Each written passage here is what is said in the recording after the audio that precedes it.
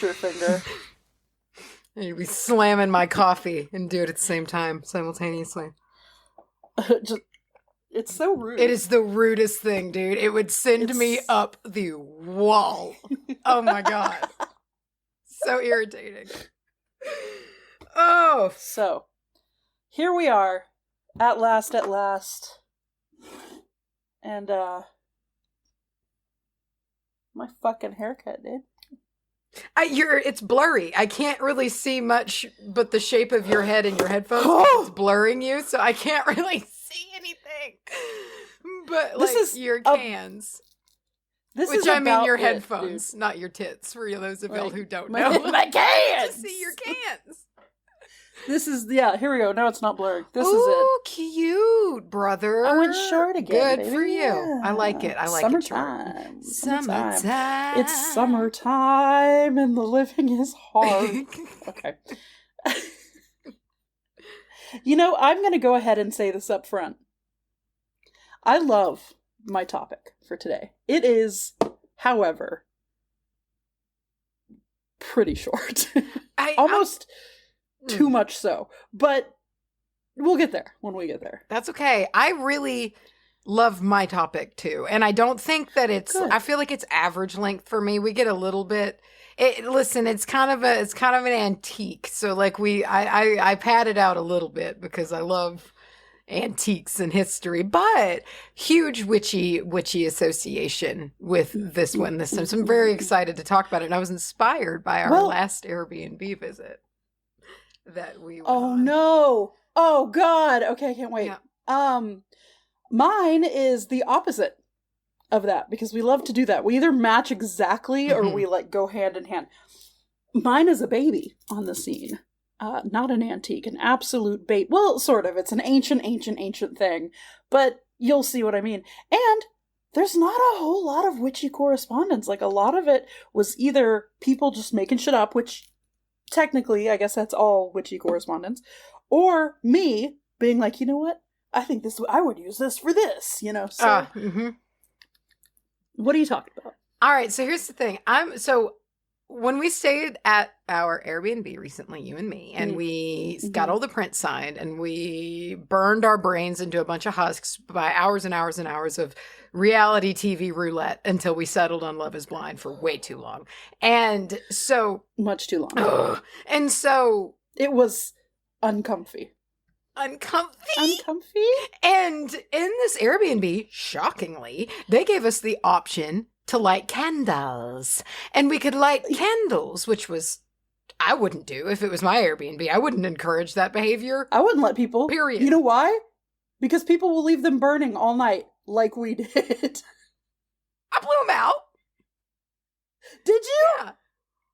Oh, okay. I woke up the next morning, my first thought was, oh no, and I went and it was significantly lower. I blew them out. We just lit them immediately when we got there and stayed up till 2 a.m. Yeah. And those are like those, so like those cheap Walmart $3 candles, dude? You can essentially watch the wax on those just get lower and lower. I used to burn those all the time, and it kind of freaked me out. It was like, what is that? Am I breathing it, and where's it going? Because it's just like, it is sucking down. Evaporating. But immediately into your lungs. Behind those candles were the little bell-shaped candle extinguisher, and which I would call a candle snuffer. Now, here's the thing with that. There's differences in candle snuffers and extinguishers. And we're going to talk about it today because when I Googled candle snuffer, I got a weird scissory looking contraption. And I was like, what the hell is that? So we're kind of running. Macy, you can't say scissoring on this podcast. I can and will, and we definitely have. And it caught my attention, and I wanted to talk about it today. So I'm kind of running the gamut of candle extinguishing tools today, antique ones, before the creation of the self-consuming wick that made it so a lot of these tools, granted the snuffers or the extinguishers still have a place, but the scissor type tool initially is a very dated tool for the times, and it's all very, very interesting. And candles used to be hella fucking gross. When I think of candle snuffers, and that's also what I call them, that's immediately what I think is the little bell that you put over the flame and it sucks it up and sends it off to fucking Flametown or whatever. Yes, wherever Flametown. flames go when they die. Flametown. I don't know any other thing. That's okay. That is okay. A flame snuffer. Because the initial contraption we're going to be talking about, the candle snuffer, is not anything that I've ever seen before. It's a very strange looking item, and it's fucking weird, and all of it sounds like a nuisance that I'm glad we don't have to do, frankly, anymore. Yeah. Pain in the ass. Yeah. Oh yeah. Everything 100 plus years ago was just worse. Oh, so much worse.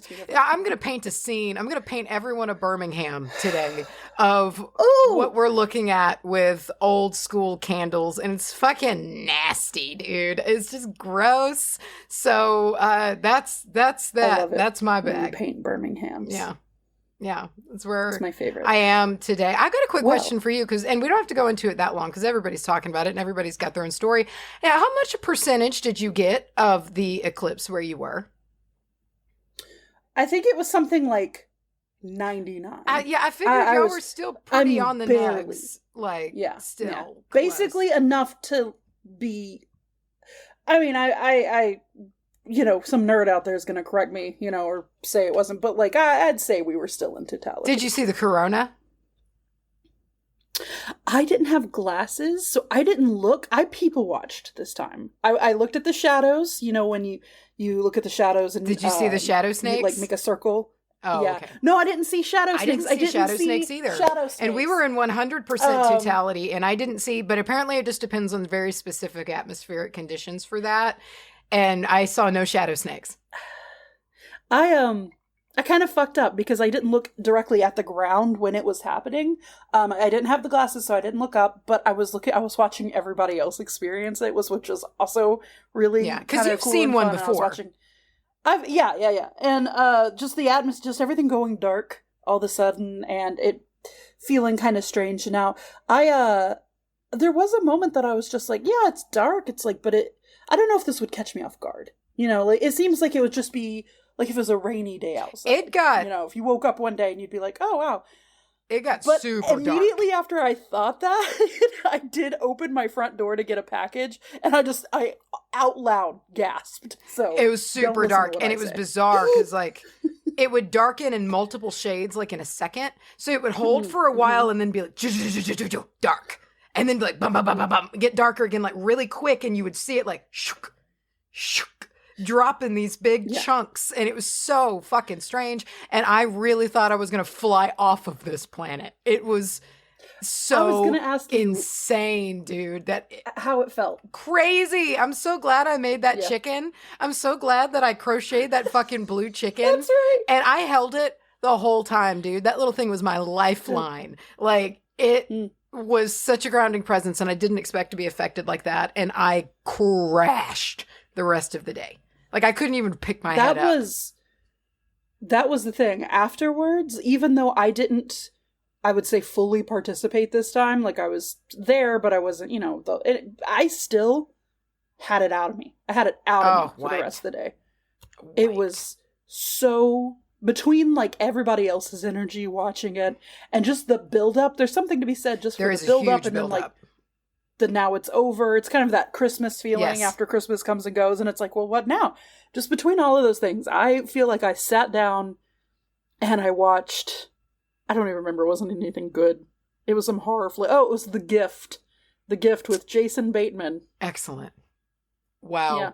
Great. It's the second time I've seen that. Fantastic.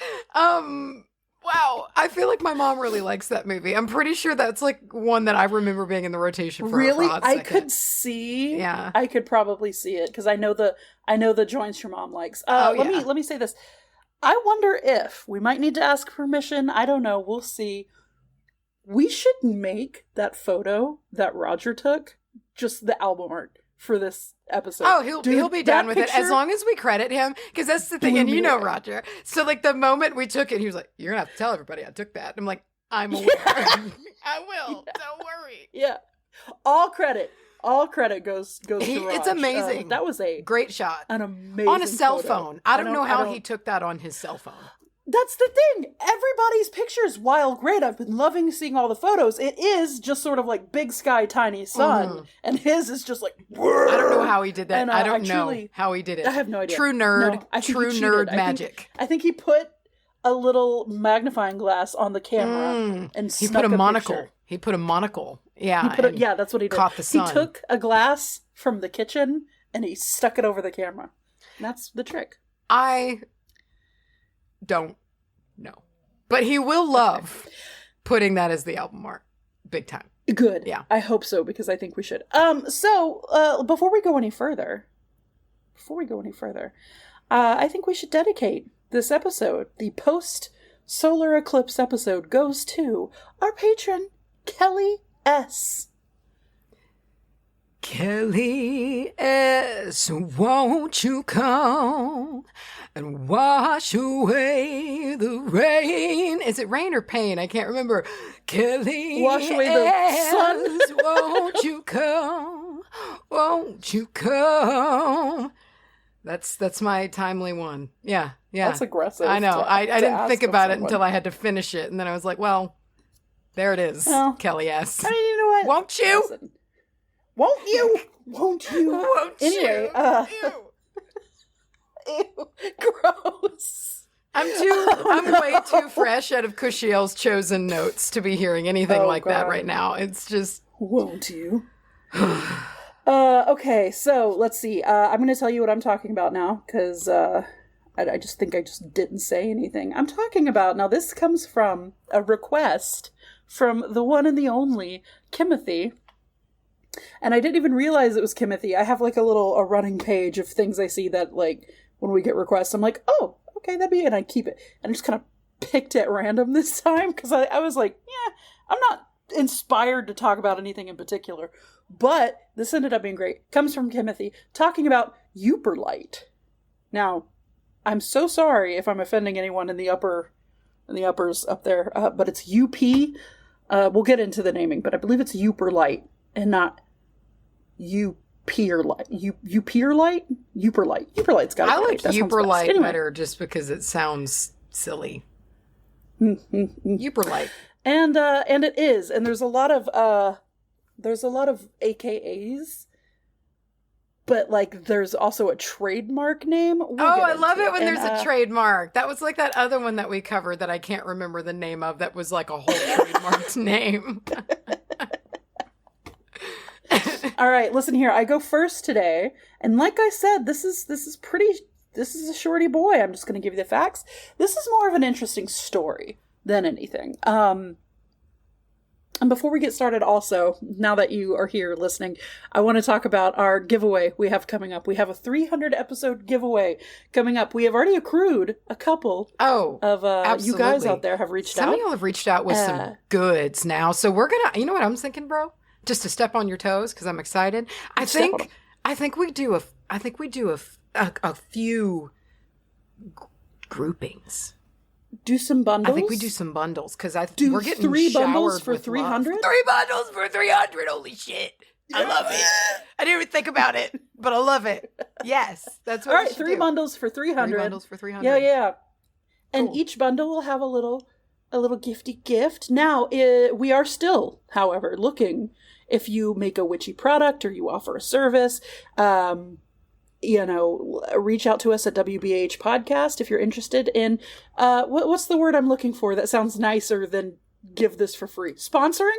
Well, it's a co-promotion in a sense. Sure. And I think we do put a cutoff pretty soon on that because then we'll start posting on what we've got in the giveaway and highlighting everybody who's pledged some. I don't want to say what we have yet officially. I don't either. Not yet. But dude, I will say, I would want this. Yes. We'll also have rules for you how to enter stuff like that. You know the deal. It's a giveaway. You've seen them before. Yes, I'm going to talk to you about. This is Sting.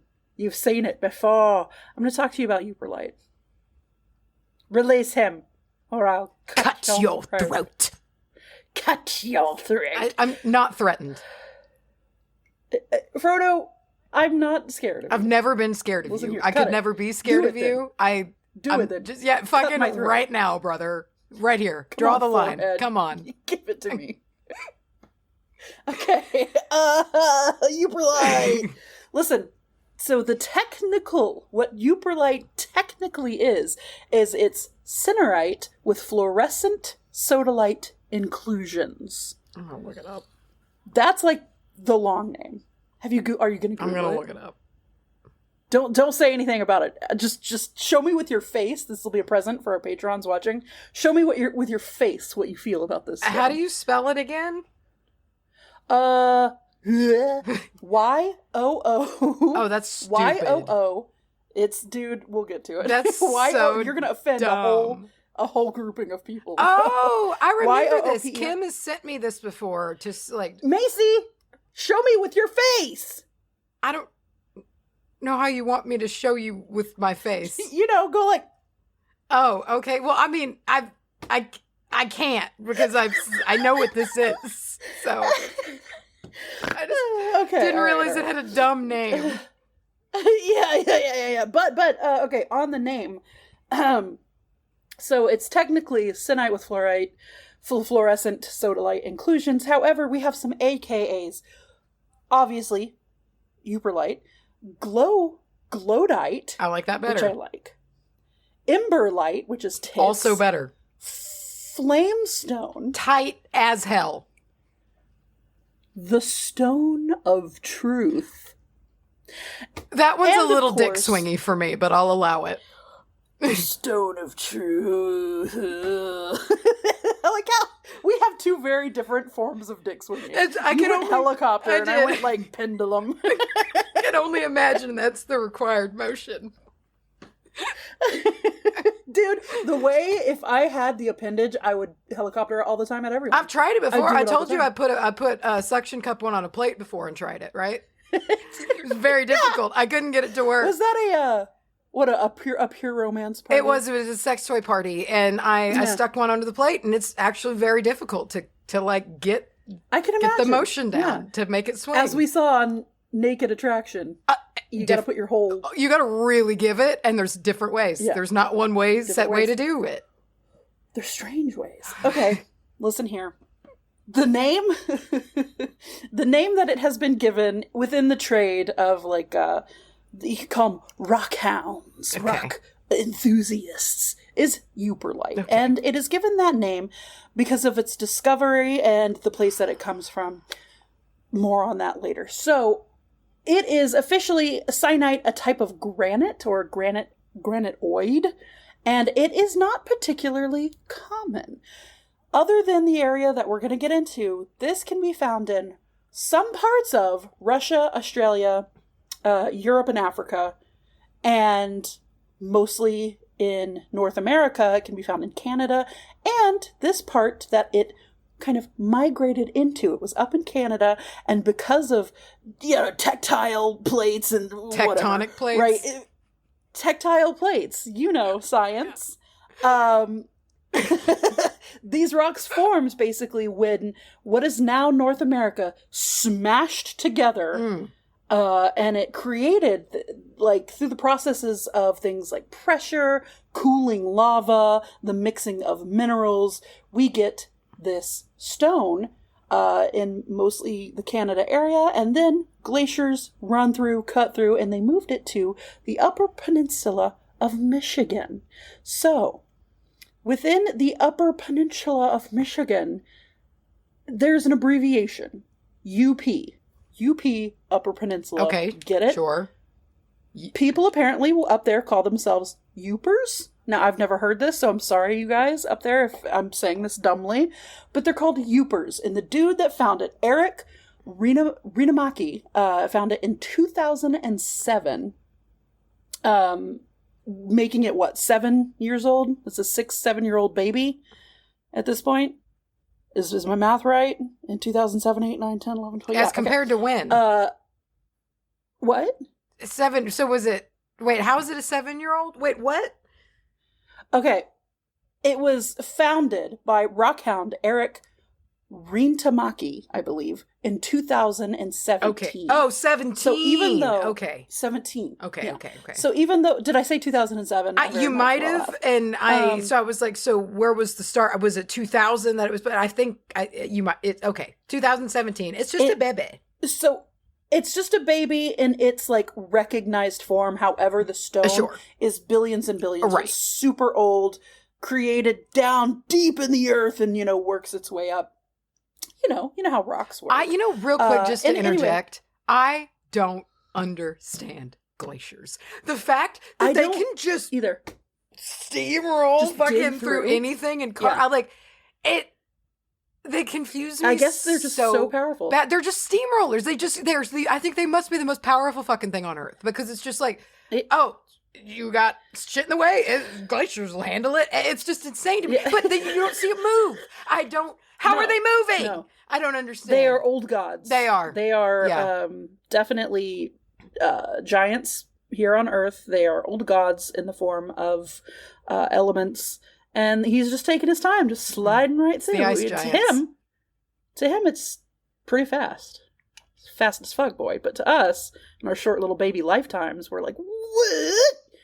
Anyway, this stone will glow under an ultraviolet light. That's what I'm getting to. It looks cool. It is assigned to Sagittarius, the sign of Sagittarius. I believe the element of fire.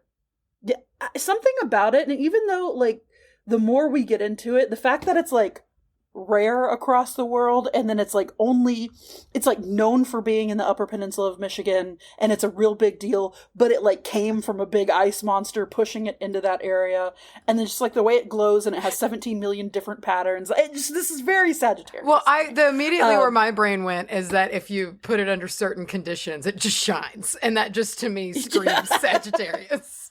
Yeah. It can either look crusty or super shiny, gleaming with magic. Yeah, it's either angry or the best thing you've ever seen. The sign associated with it is fire, although I did see some people say water. However, that does feel like because the majority of the rocks is found waterside, so take that for what you will. I'm kind of on the side more of fire because it is associated with Sagittarius, which is a fire sign, and you're going to want to cleanse this rock about every 2 to 4 weeks. So why? Here's the history. I was a spiritual cleanse. Okay. Just like yeah. Give it a good bath. What are you doing to that rock? Give a little scrub. If you don't, it just the glowing turns into like uranium and it burns your hands. Gross. Off. Eric Rita Tamaki in 2017 found this. Self-described rock hound, super into the hobby. How this happened, and this is like something I would dream about when I was younger. I'd be like, when you have that fantasy of like discovering something and getting to name it, and being like, oh, what if I found something that doesn't exist? This dude's living out the fantasy because he's just a normal dude. He is an enthusiast in the hobby of going out and finding rocks, but not from what I could see was he any kind of like rock science nerd or anything like that. Right. So he's just beachcombing, normal beachcombing, and his favorite thing to go out and to pick up around, what is it? Oh gosh. Sorry, the Upper Peninsula. Hold on. What is the fucking... Okay, Lake Superior. Thank you. Out there on Lake Superior, I knew it. It just evaporated from my brain. He'd like to go out on Lake Superior, the beaches, comb around and look for agates. Those were his favorite stones. And because of the hobby of beach combing and rock hounds flocking to this area, known to like have good agates and other good pretty stones, they became they got picked clean, these people coming out and picking these rocks off the beach. And he's like, oh, how do I get my edge back? Well, he does some research, and some agates glow under a UV light. So he buys a UV light, and he's like, this is going to give me the edge, right? And one fateful night, now I can't tell you that this was like a drunken beachcombing moment, but it sounds like it, because at 4 a.m., he was on the beach on his hands and knees.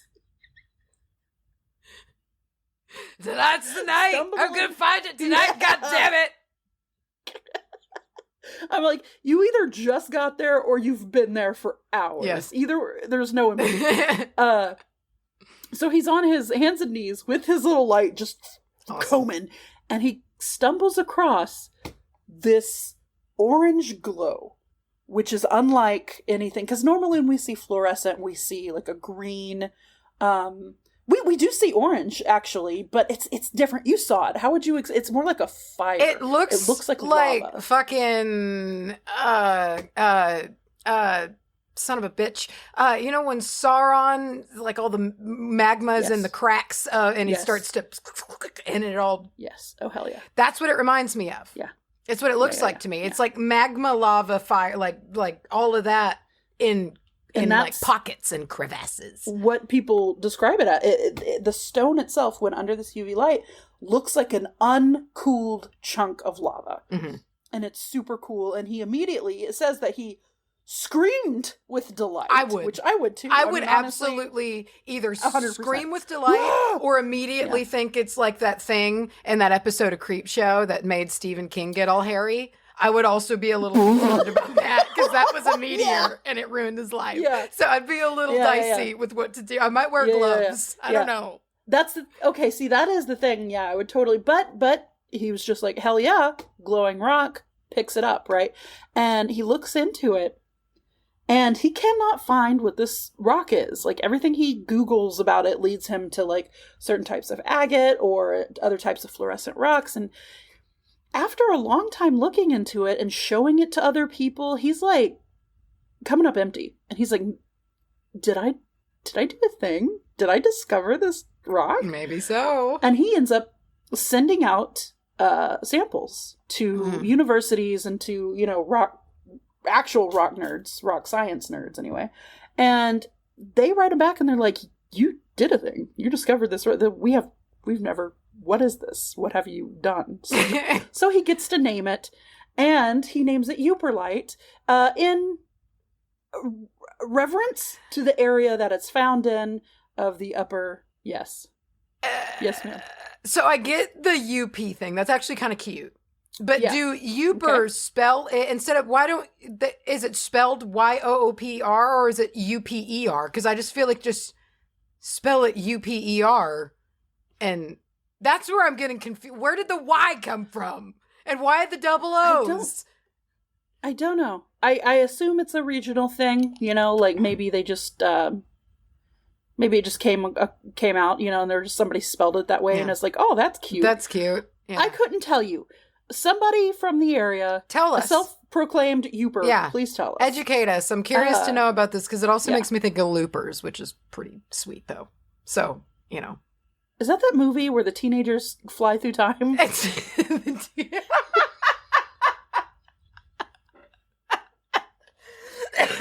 have your Looper. Yes, it is. I'm just going to... Any movie that's described as the teenagers flying through, I'm just going to answer yes. Absolutely. Yeah. Okay, great. Now I'm not confused, though, because is it actually? Teenagers fly through time. Listen, I watched the movie once, like when I was in high school, but I don't remember them being teenagers, but maybe they were, brother. Maybe they were. They could have been. I don't know, man. I don't know. Anyone who's like 25 or younger is a teenager to me. Oh, wow. Okay, so they write him back. They write Eric, who spells his name, by the way. I have a very particular set of thoughts about Eric, how you spell Eric. I think when you spell Eric, E-R-I-K, it's super cool and Viking. And that's how this guy spells it's Eric. Okay. And it just feels like Eric. All right. I don't know. Love it. Okay. E-R-I-C. And this is who? The guy who found the rock on the beach? Yes. Okay. Yeah. He found the rock on the beach on his hands and knees. On his hands and knees. And they write him back and they say, hey, you found this. You get to name it. He names it. And he trademarks it. So Yooperlite is its trademarked name. Now, it seems that he did this because it seems like a business decision, right? Like on one hand, perhaps he is paying homage to the area that he found it, but there's also like Yooperlite.com, and that's a store. It's a storefront where he sells his particular like rock hunting kits. He sells his particular like UV lights, because not all UV lights apparently are equal, you know, and he's got information, and it just seems like it's half business, but this dude is really into it. He goes to like rock shows and talks about it. Because it's not cheap to trademark something, so he had to shell out a good amount of cash to fucking trademark. And this is his baby. He's very proud of it. If you look into Yooperlite, you're gonna find this dude. He's cool. Right. He's got this big fuck off beard. You know, he looks like a cool dude. So over time, him and all the other people, because he starts educating people about this, and starts going on these tours or these like conventions and stuff where he'll talk about it, and starts putting out information blogs and pictures and shit. So everybody starts getting interested. So people start going and hunting for Yooperlites on the beach, and it's become its own little sect of rock hunting. There's like your specific Yooperlite hunters, and they go out with their UV lights and they find them. And over time, we have seen several patterns emerge. And when I say patterns, you're looking at the rock, and the actual glow bits, the parts that are lighting up under the UV light, form a pattern. Now, I saw a video where a gentleman who is very into these stones, and he's like trying to he seems to be making this almost like life's work kind of thing, because he has like it's not Eric, but it's another dude. He has like several thousand specimens. He is trying to figure out if like certain patterns come from certain parts of like different height varieties, and like why some of the patterns. And he's just a chill dude. He's a chill dude. He looks like he's like in his what do you call those, waders? You know, so he can like get down into the beach. Oh, he's like in his waders, and almost like I don't want to say it's like a straw hat, but it was like one of those straw hats. And he looks almost like prospectory, and I loved him immediately. I loved him, and he's just one of those people that you can tell he's really into this, and he's made up a little chart, and I want to talk about some of these patterns that emerge, and I have questions about the names. Okay. So the first one is the most common one, and this is called the soda flake. And soda is something, Sodalite. Yeah, it is in several of these. There's Soda Crush, which is your typical, it's dotted. It's dotted like a Dalmatian is dotted, or like some of the agates are dotted. You know the look. Then there's Soda Pepper, which is still dotted. It's just more densely packed, tinier dots. Sure. Like freckles. Yeah. Then there's the Soda Flake, which is dotted, but not by dots. It's more like, it looks like salt flakes. You know, they're not round dots. They're ragged and usually bigger spots. Then there's the one called Zodiac, which is my personal favorite. And that includes flakes and dots as well as lines of this stuff through it. So it looks very like, you know, when you look at the sky charts and it's like, here's Sagittarius, here's Cancer, you know. Then there is Cosmic Soda, which looks like galaxy print. Awesome. Then there's Heavy Soda. Okay. And that's where it's almost all covered. Makes sense. Like a very intense gallery, like a very packed galaxy looking. And then there's one called Psychedelic, which to me looks lava lampish, but apparently it's any combination of the three previously mentioned types. So if it's Soda Crush, Soda Pepper, and Zodiac, then it's Psychedelic. Wow. So yeah, people go to this day, and I would love to hear from you if you're somebody who have gone on this, if you've gone. I watched videos of people doing this. They go along the shores of Lake Superior is the predominant place to do this. I watched videos, and I watched videos of people who they weren't even into the hobby. They were like, they're getting a story. They were like reporters, or you can tell they're talking to someone who's very into it, and they take them on a little excursion. But even then, when you're not into it, they get so into it. And I'm like, dude, this would be my whole personality. This would be my whole personality. The way I would go to the beach, and I'm sitting here watching a video. I feel like a loser because they're shining their lights, and when they see like a glowing orb, which again just looks like molten lava, and it's fucking sick, I myself on this side of the screen went, oh my God. You know, I'm screaming when they're finding it. So yeah. It's like treasure. If you're in the area, you know, look into the special UV lights. I could not and did not find what makes them different. It seems like it may be as easy as like a cheap UV light isn't going to do the trick. It needs to be kind of like a larger, I don't want to say like a magma light or anything, but just like a heavier duty UV to kind of reflect back to this. Let's talk about the magic, of which there is not a lot, because again, this is baby. This is baby stone, at least in having a name and being used and known and stuff. So it carries, first of all, the properties of sodalite, because there's so much sodalite in the rock. So we have things like logic, balance, perception. What else did sodalite do? I wrote intuition, stuff like that. Sodalite was an Aquarius stone, I don't remember. I just remember that it was Lapis's poor cousin. The blue jean denim cousin? Yeah. What was it? I don't remember. Yeah. I don't remember. Now, I did see things online where people have come up with their own magical interpretations of the use for, I almost called it Yodalite. Sorry, Yooperlite. And we have things like anxiety, reducing anxiety, increasing stress. No, reducing stress. It puts you in a paradox. And reducing stress and increasing focus is what I'm trying to say.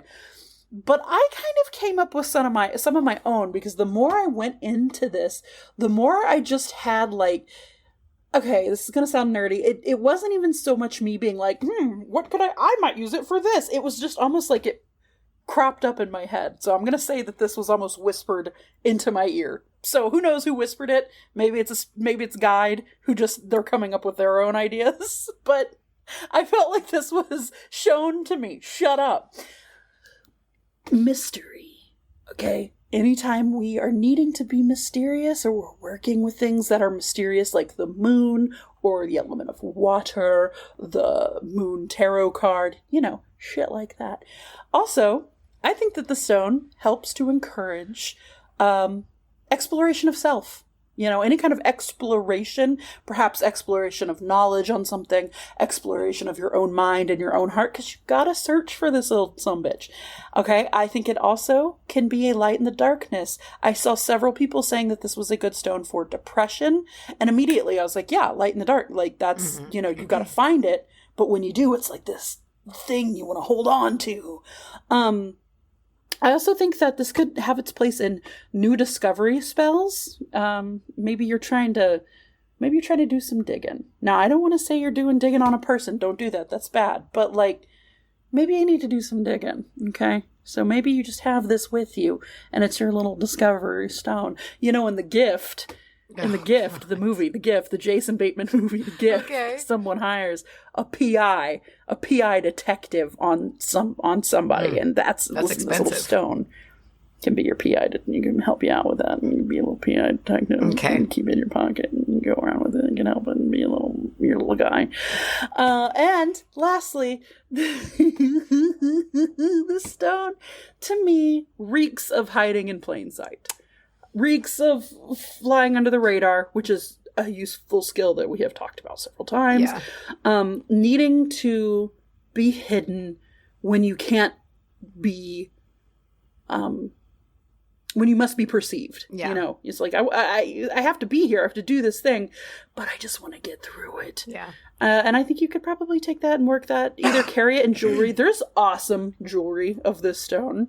As you can imagine, it's like just kind of like a regular stone looking, but if you're going to a party where there's going to be black light, if you're going to some kind of glow party or anything like that, dude, the way I would put this stone on, I saw a massive alien head, and it looks just like a gray, because where the eyes are, they put I think it was reactive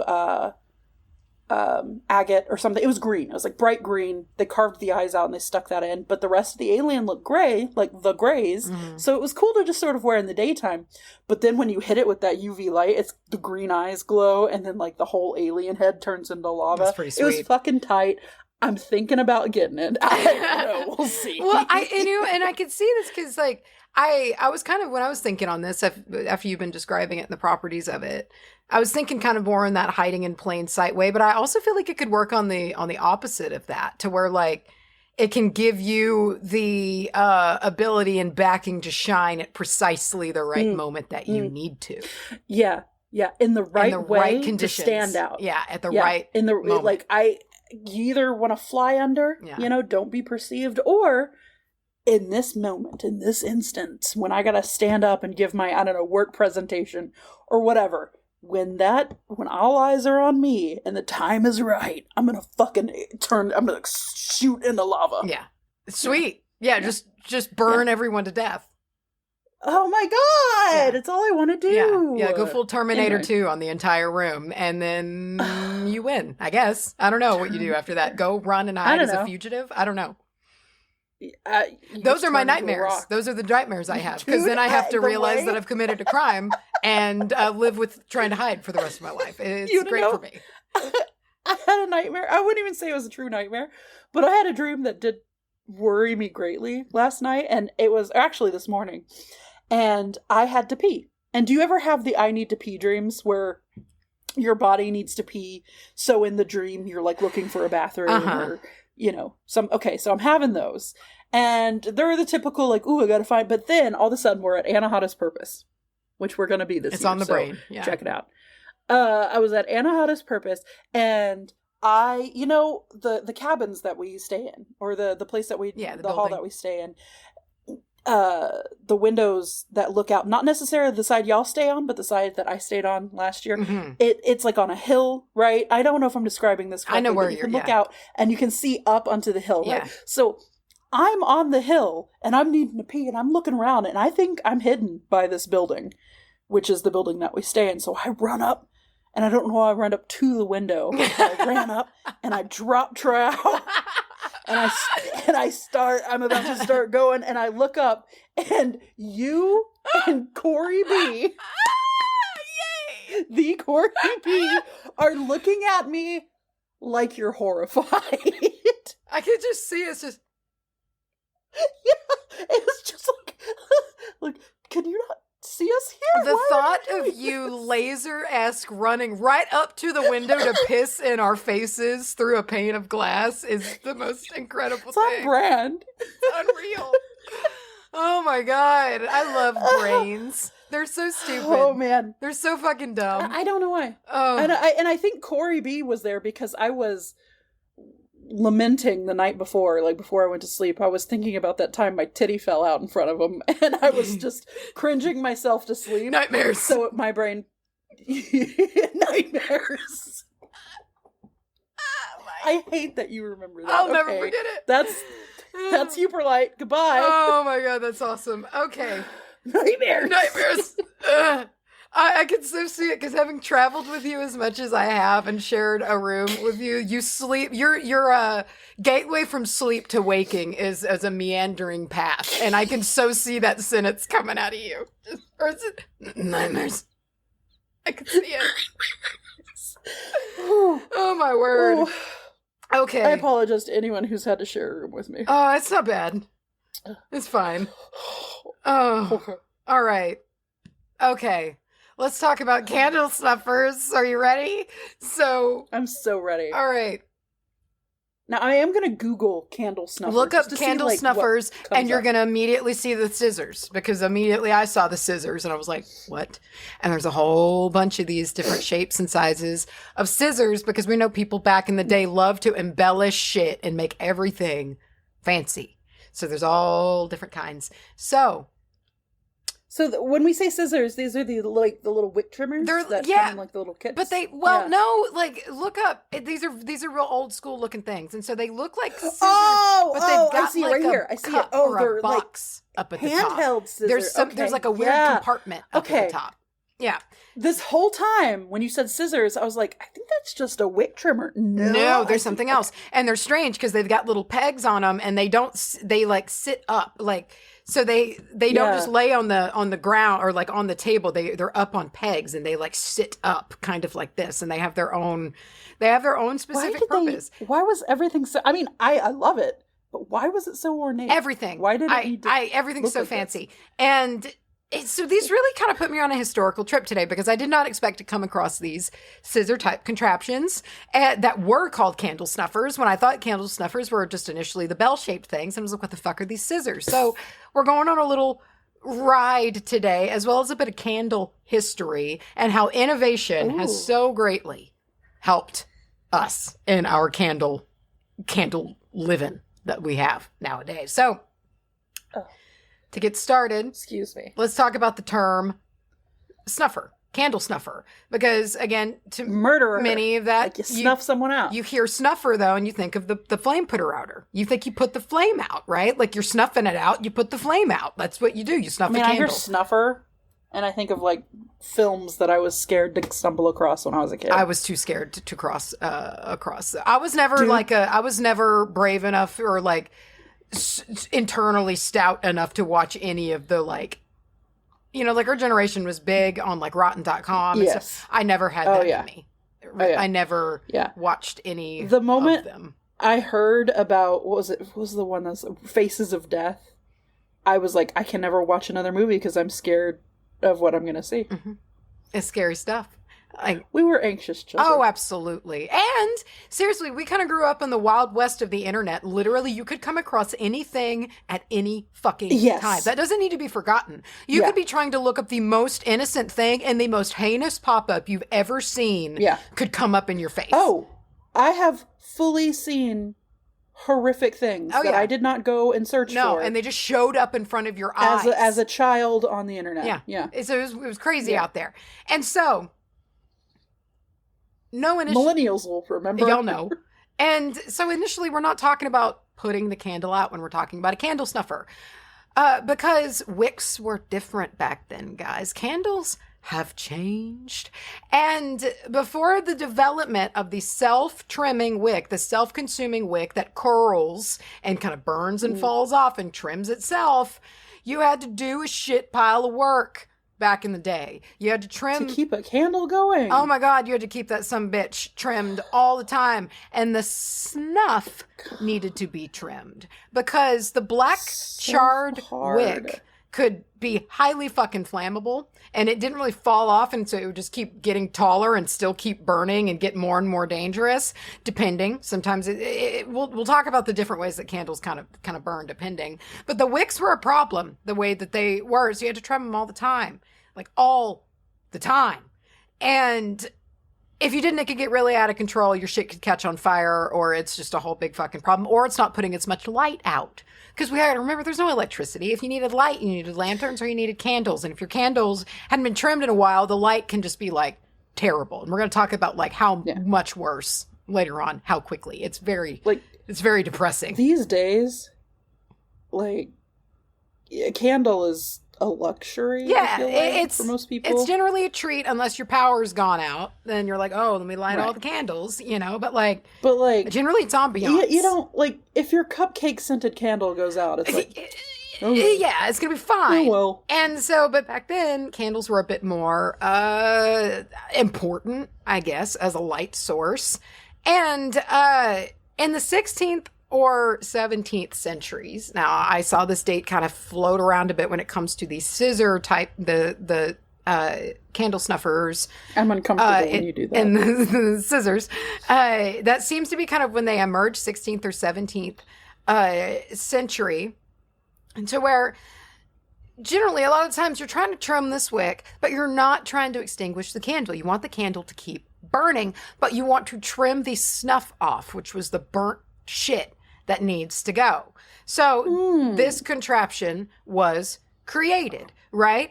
And so enter this candle snuffer. And no, not the bell-shaped ones, the scissor-shaped ones, ornate as fuck, most of them, not all of them. Some of them are a bit more plain, but a lot of the antique ones that you find are very fancy, very special looking. And it seems these were invented by one Christopher Pinchbeck, and he patented it. One more time? Pinchbeck. And he patented them in 1776 in England.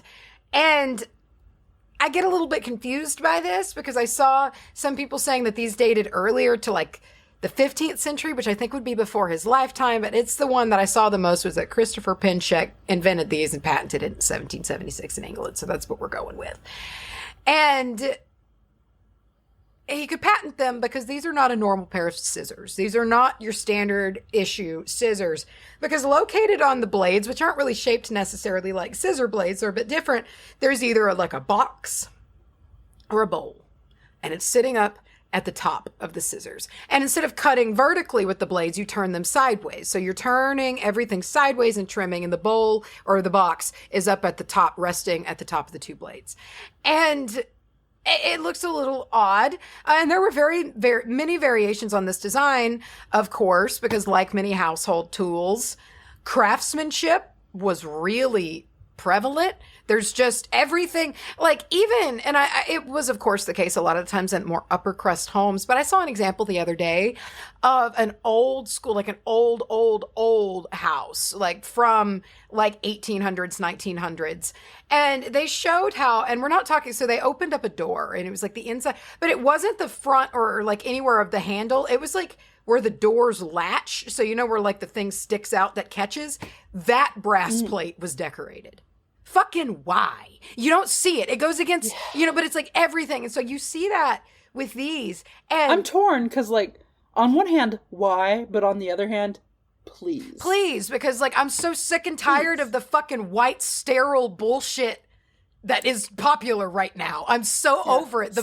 Sad beige. Oh my God. Decoration. The fucking magnolia, like white shit, it just bums me out. Everything looks so clinical. But no, like, give me maximalism again, please. Yeah, yes. And on that note, ornately carve the screws. Put it everywhere. That go into the door. Just everywhere. And these were also worn on chatelaines. I don't know if I'm pronouncing that right, but those were those sick ass fucking keychains that the women would wear on their skirts that had like all sorts of tools and shit on it. One of them oftentimes would be these candle snuffers. And there was also an element. Handy.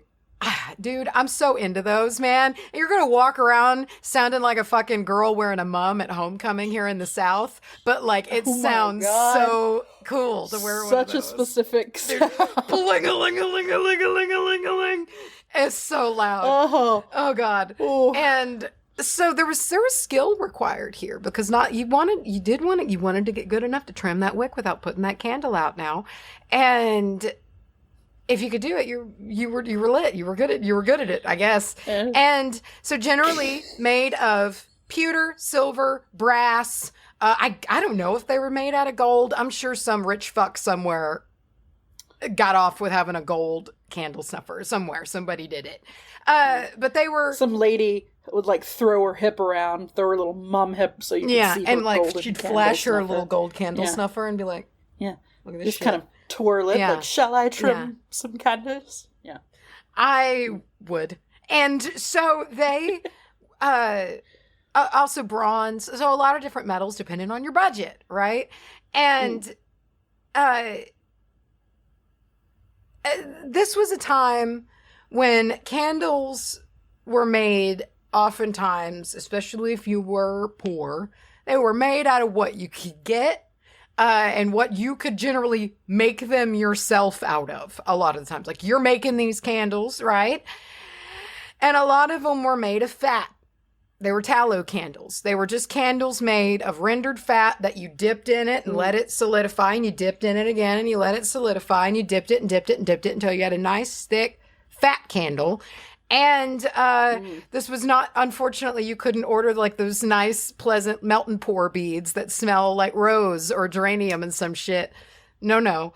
And generally, this was like your sheep fat from the sheep that you killed not that long ago. And you've boiled all of your sheep fat in a big old pot. I'm obsessed. And you're making these candles with out of tallow it. cakes. And watching people render fat into tallow cakes. Rendering is such a cool process. Like, I do like the process of rendering. Dude, it's pretty cool. I would love to do it. Salt, water, and some fat, and then you telling me I can make some whipped tallow? You kidding me? Whipped tallow, brother. Let's go. And, but the problem is, when you're burning tallow candles all the time, it gets fucking nasty. It gets really gross. Because oh no! Tallow candles, like all candles, do release a soot and a residue. That's just the process of them burning. You get greasy? Oh, brother. You get fat walls? You will get fat walls. You'll get a greasy residue on everything. But not just that. Tallow candles, apparently had a bit of a stink. They had like a meaty, stinky stink that wasn't known to be pleasant. And it's just, I mean, it wasn't great. And so they also weren't the best light producers either. So they're just gross and they're not ideal, but they were what a lot of people had, and it's what a lot of people had to use. So they produced the most. They still have tallow candles? I don't know, probably. Is that something that like farm girls will still make? I mean, if you need a use to put the fat somewhere, like maybe like $16 on Etsy. But you pay way too much. But they're fucking gross, apparently. And they produced the most snuff out of the candles that were available at the time. So they're the sootiest, the most like burn, gross type kinds. Cue our snuffer scissors, because you really need them with these guys a lot. Because apparently, if you wanted your candle to remain bright, somebody did the math on this. This was mathed and this was studied. If you wanted to keep your candle burning bright, which was generally the whole goddamn point of burning a candle, you needed to trim those tallow candles all the time. All the time. Because it was found that the light, so say you trim one and you get maximum light again. So you freshly trimmed it and it's gleaming. In the span of like 26 minutes or 27 minutes, the light had decreased by over 80%. That's how bad. That's how often you had to trim those fuckers, dude. Isn't that awful? We're living in darkness. Oh brother. My gosh. No. And so like you had to do that all the time. What is your life like? You have to already put so much effort into everything else that now you have to stop milking your cows or whatever the fuck you're doing to go No. I think maybe you just put windows in my house. Yeah, I mean, people did things at night, but I do get the sentiment. But right. But it sucks, right? That fucking blows. Not to mention you need to do it not just for the brightness because it's a higher burn risk. Your walls are covered in fucking grease. And it's just not ideal, right? So, not to mention, hold on. So not only are they skin get greasy? I don't know. I mean, I assume everybody's skin was greasy because they were also covered in lice and fleas and shit. So I mean, like, the greasy walls made a barrier. Yeah, were probably the least of their concerns. And so not only are they dim, not only are they sooty, they did slowly turn your house into a waiting grease fire. So that's just a little bit of history on the tallow candles, and why you needed to trim those wicks all the time, because you didn't want, them igniting something else. You didn't want them burning too dim. They were smoking a whole fucking lot all at the same time. You got to take care of them. So now candle snuffer scissors obviously still aren't around. Well, it's kind of because they got phased out and were no longer needed. So let's roll into the mid-1800s here, where the industrial age is a booming. And candles are a focus of this. Mass production of candles, for one. And candle production machines are created at this time that can produce a whole bunch of candles in an assembly type line way. And they're using this new novel invention, which is the braided wick. The same kind of braided wick that we see today. And this braided wick curls and kind of consumes itself, so you don't got to trim it all the damn time, which is a revelation, which is great. And naturally, over time, as these new, better candles permeated the market and prices made it so that they could get into homes of more lower class people and not just the elites, you don't really need those scissors very much anymore, because my guess is people were fucking ready to get rid of those things. You mean I don't got to trim these asshole candles anymore? Please. I will throw the snuffer away in a heartbeat. Immediately. That seems like something that if they could step into modern times, they would be like, why are you... Like, I just found one for sale, an antique one for 70-something bucks. Would be like, why? Yeah. Why is that? It seems like if we stepped forward a couple hundred years and they were romanticizing, like, doing your dishes by hand. Except we already have dishwashers. Yeah, so I get what you're saying, though. They'd be like, we hated these things. Why would you ever want this? And so... Okay then. What about this? What about, or was it, we get that? They kind of get phased out over time. Well, what about the sticks with the little bell on it that you drop down and you put the flame out? The things that I recognize that they are B&B. What about those things? Well, the weird thing about these is I can't find dick shit about them. And I don't know why. I don't know who invented them. I don't know where they came from. I don't know whose idea it was. I looked and looked and looked. And I even found myself in a few antique forums of other people saying, y'all, I found a whole bunch of information on candle snuffers, like in the scissor form, but what the fuck is the story on these? Nobody knows. I don't understand this. I don't know where they came from, but they just seem to exist in the consciousness, and people have them and know that you use them. But fascinating. I don't know. I don't know what the deal is. So how, what? There's got to be an answer, but I don't know why it's buried. Wow. I don't know why it's buried to the point to where I looked for over an hour and couldn't find anything, dude. It's a secret. It's strange. What are they hiding? And so these are generally...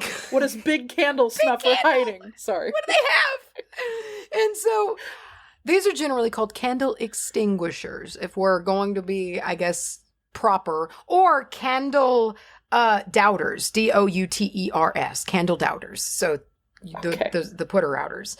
And, or in modern terms, and kind of, like, as we just call them, snuffers. We know generally, it's candle snuffer. But weirdly enough, don't know really the story on them, where they came from, don't understand. However, it does seem they took off more after the self-consuming wick. And they are still used today, generally in ceremonial places. You see them in churches often, especially since they have a whole bunch of candles lit. And they are also used today in many practices. If you follow the belief in your spell work that you do not blow a candle out after or during your workings, and that you instead snuff it out, you might have a candle. How do you feel about that? You might have a candle extinguisher yourself.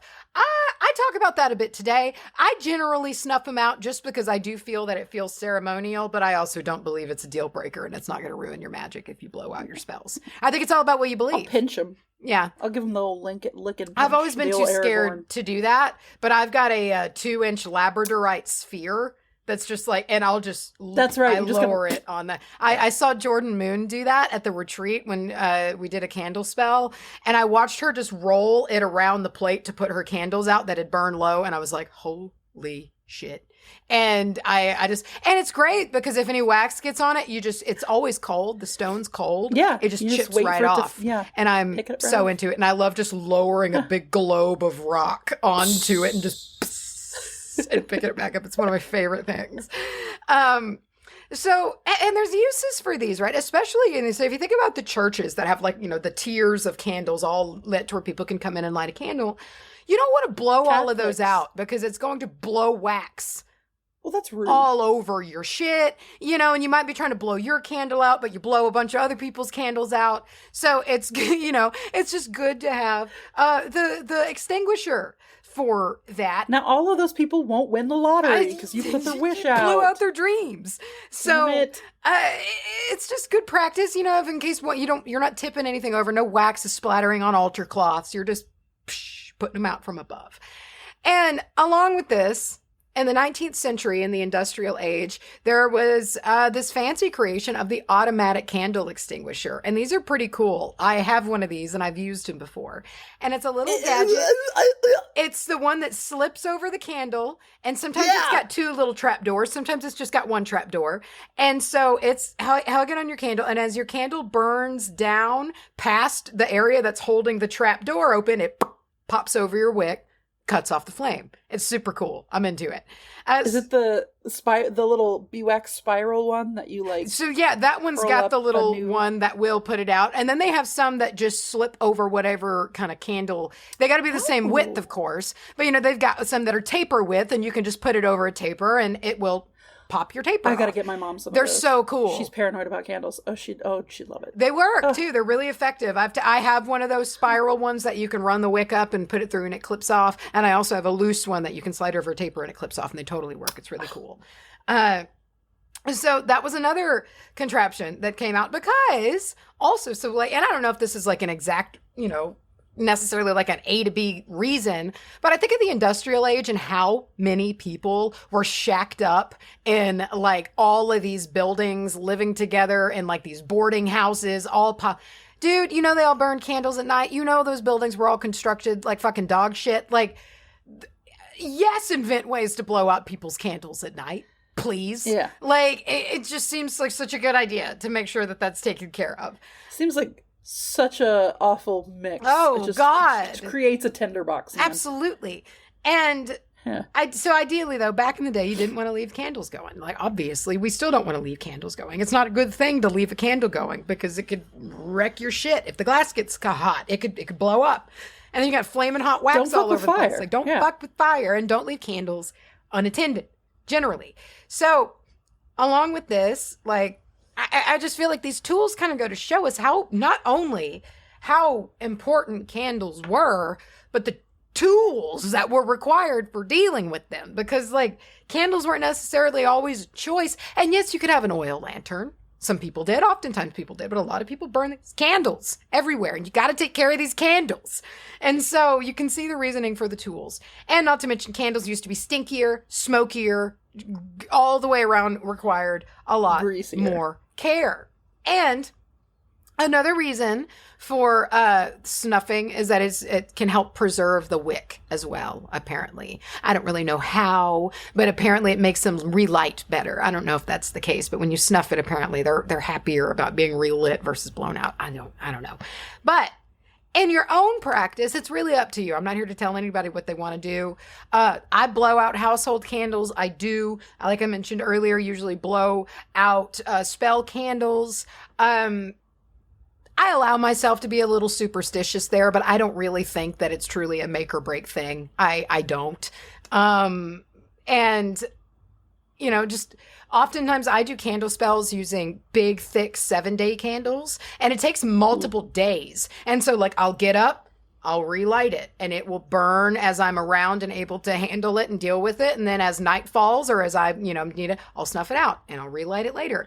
And I just like that better. But I've blown that out a couple of times without thinking, and I didn't think that everything was going to be ruined. I just think a lot of it is belief. Is belief there. But I get it. There's a lot of reasoning behind it. Some people say, maybe it's kind of like you're blowing the magic away, kind of like, that you might be blowing it away from the candle. I totally get that. There's some belief that your breath, your life force shouldn't be used to snuff anything out during a magical working, which was a perspective I'd never thought about before, which I thought was pretty interesting. And I saw conflicting opinions on this. I went to Reddit for this because I was curious to see what witches thought about this. And there was thread after thread after thread of the opinions of snuffing versus blowing out candles. And it was actually a pretty open-minded mix, which was neat. Like it was some people saying they do, some people saying they don't, but the general vibe was kind of like, you do what you want to do. But some interesting opinions were that, some people said that elementally, it seems weird to like pit one element against another using air to extinguish fire.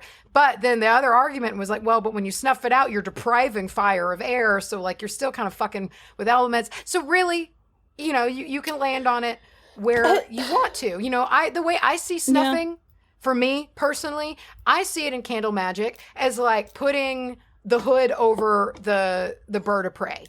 Like it's just going to go dormant there for a little while. And then when I relight it, it's taking that hood off the raptor, For a second I was like, I don't follow. Like, like when they put the cute little leather falcon hoods on. Like, that's kind of what so when I like lower my crystal down and snuff it out, that's kind of like what I see it doing. That's why I like to do it. It's because it's kind of like, all right, we're going dormant here. This is going to be kind of suspended until I come back to it.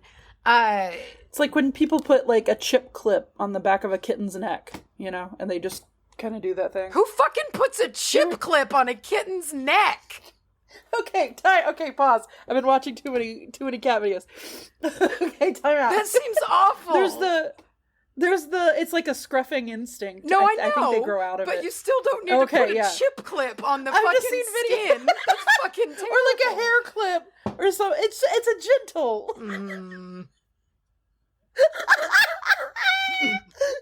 I don't know about it. Ooh, okay, all right. So, anyway, there is an undeniable ceremonial aspect of snuffing a candle, extinguishing a candle, to me, anyway. And I think that these elements of ceremony lend to the ritual and formality of it. It is, for me, snuffing a candle is what sets it apart from a household candle. That's how I know it's a magic candle. And I like those little extra layers of ceremony, right? And tools also bring that vibe. Tools bring a vibe of ceremony. We love our magical tools that we have, amongst us. Yes.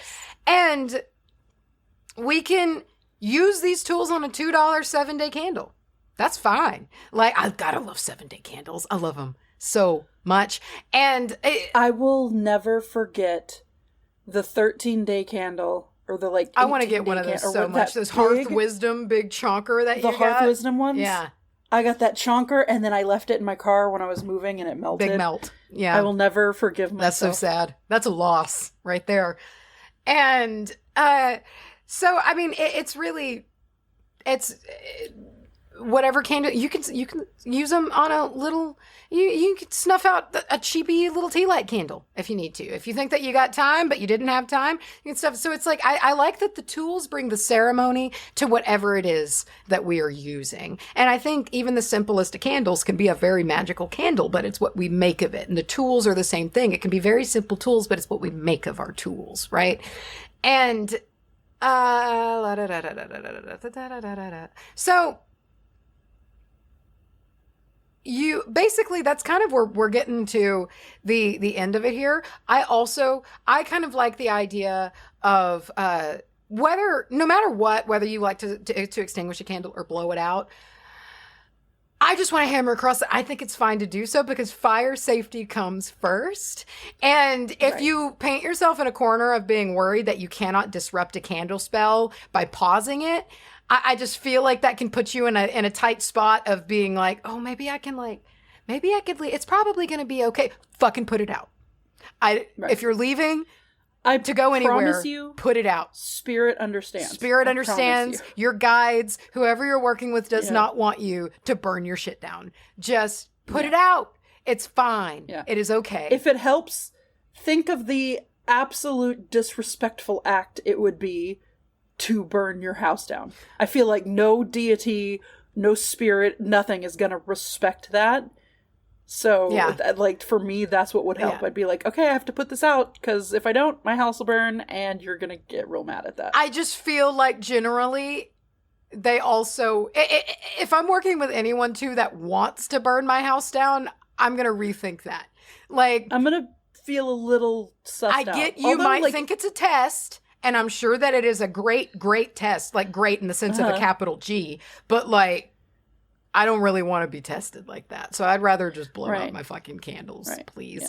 Yeah. Or snuff them out, whatever you want to do. But I did just want to end on that. I know how it feels to get into your head and really worry about things and work yourself up, especially if you're kind of doubting your own magic and what you can do. And is this going to fuck it up? And then you start getting worried about it. And then you get on fucking witch talk. And then that's a whole fucking wrong thing to do because you're going to get scared to death. So just trust yourself. I didn't do 7 days. I didn't do multiple day spells for a very long time because I couldn't get over the candle extinguishment. Mm-hmm. Like I for a very long time just, ooh, you little fly, come here. Get him, okay. Get him. Sorry. Bang, got him. I get it. And so it's. I like the questioning of those things. And there's, of course, different traditions that go into that, and some traditions really adhere to it. But that is up to you and how you feel that your magic works. But, no, it's okay to snuff that candle. Yeah. That's it. It's okay. It's okay to snuff out that fly if it annoys you too. Sorry if that seemed rude. That is all I have. Dude, I'm so happy because I have seen these little scissors before and not had any kind of clue. Honestly, I've seen these at thrift stores before, and my first thought was that it was like a pill holder, like the little box. And then a cutter is like when you do like I get they did fancy things with their drugs back then. I didn't, yeah, they really did. Wow. I didn't know either. I feel like I learned with this topic, which is always cool. I do want to get a bell extinguisher just because I think those are really neat. Even though I would probably just use it for household candles because I'm really dedicated to my labradorite sphere as my magical extinguisher. I was can't go back from here. I was like, what do I have that I can start doing that Dude, it's with? great. I need to find some kind of quartz. It's wonderful. And it doesn't, I don't know, it just seems, I can't explain it. It just seems like the flame just is okay with it. Like the crystal is kind of a calm way to put it out, and it'll just kind of wrap around the stone and then just poof out. And it goes away. So does it force the wick into I don't push it that hard. I kind of just gently press it up against it and roll just up above. Enough to cut and it cuts the oxygen just quick enough to just snip it out. And it just snuffs out. Be careful though, because some stones are not going to be like fire safe. Yeah. You're not going to want to. Yeah, this one's pretty indestructible. Yeah. But don't do that with your fucking, I don't know, malachite or whatever one is going to burn and kill you. That's the first one that came to my mind. Yeah. Yeah, I'd stick to the quartz family. Yeah, stick to the quartz family. They seem pretty safe. They're hard. Then again, they're hard. They're hardened. Hard. Now so we'll hard. Get 14 letters. Yeah, we are. We're going to get so hard. They'll tell us which ones will kill Ram everyone. Ranch. Okay. I am done, and we've got a live here soon, so we've got a ski-daddle here. We actually, we do. We have a live in like 30 minutes, so we'll wrap up here and we'll reconvene. By the time you guys hear this episode, the live will be over. Sorry. Done. But we are, every Wednesday, doing a live for our patrons. So check it out. That is at the $5 level and up. Every Wednesday of this month. There's 2 more to go, so you can catch it. Speaking of... we have Simp Cap tomorrow. Oh, God. More Cushiels. So fucking hold on. Put one hand on each of your butt cheeks and hold on. Because fucking also, get ready.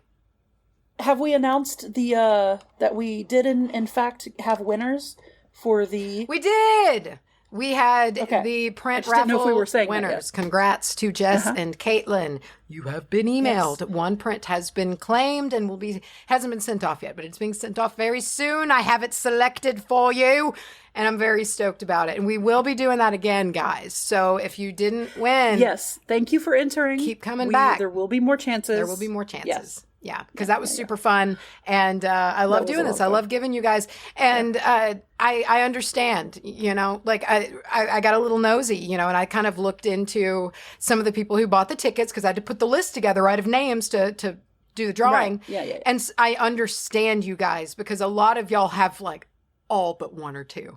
So I want this for you guys. So we're going to keep doing this again. And know that that's coming. But anyway, that's all I've got to say about that. That's that. Yeah. We'll leave you here. We'll see you next week for more of the Witch Pajamature Hour, the podcast about witchcraft. I thought you were going to just stop at the podcast. Just the podcast. WBA, the podcast. Goodbye. Bye.